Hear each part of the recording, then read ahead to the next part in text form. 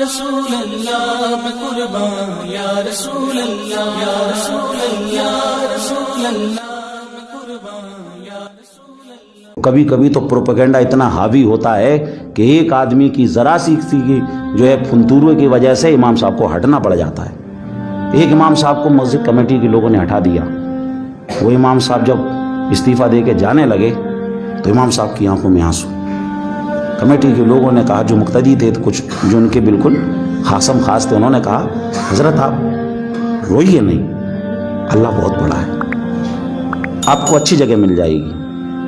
تو انہوں نے کہا امام صاحب نے، میں اس لیے نہیں رو رہا ہوں کہ میری جگہ چھوٹ گئی، میں اس لیے رو رہا ہوں کہ مجھے ہٹانے کا جو ایشو بنایا وہ ایشو یہ تھا کہ امام صاحب وقت کی پابندی نہیں کرتے ہیں، وقت کی پابندی نہیں کرتے، یہ ایشو بنایا۔ اور ان لوگوں نے مجھے ہٹایا جو سال میں ایک دن بھی فجر کی نماز میں نہیں آتے ہیں، ان لوگوں نے مجھے ہٹایا، اس لیے میری آنکھوں میں آنسو ہیں۔ عزیزان محترم، تو اس لیے اماموں کے ساتھ ایسا نہیں کرنا چاہیے، اماموں کی دعائیں لینی چاہیے۔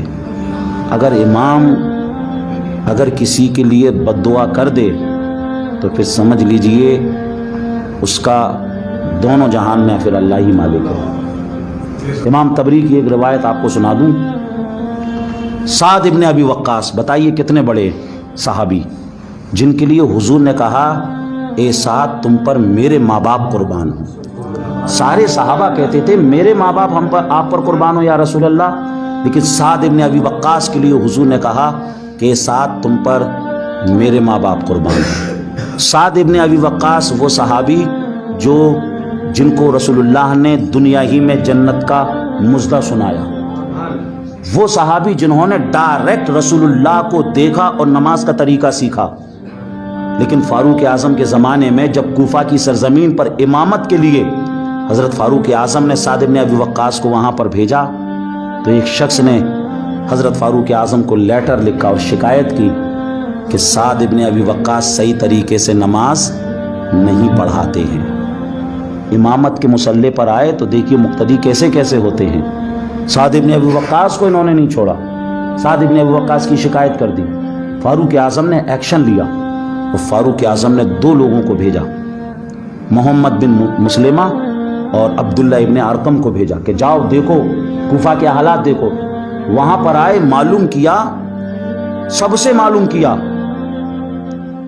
معلوم کیا، ہر آدمی یہ کہہ رہا کہ نہیں ہم نے تو ایسی کوئی شکایت نہیں کی، ہم نے تو ایسی کوئی شکایت نہیں کی، ہم نے تو ایسی کوئی شکایت نہیں کی۔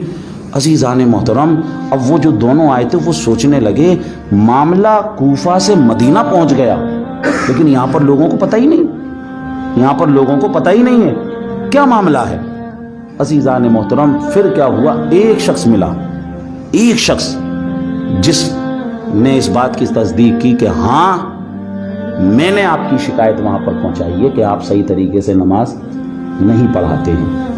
عزیزان محترم، حضرت سعد ابن ابی وقاص امام تھے، امام کی اگر شکایت کرے تو ایک طریقے سے سمجھ لیجئے ان کی دل کو تکلیف پہنچا دی۔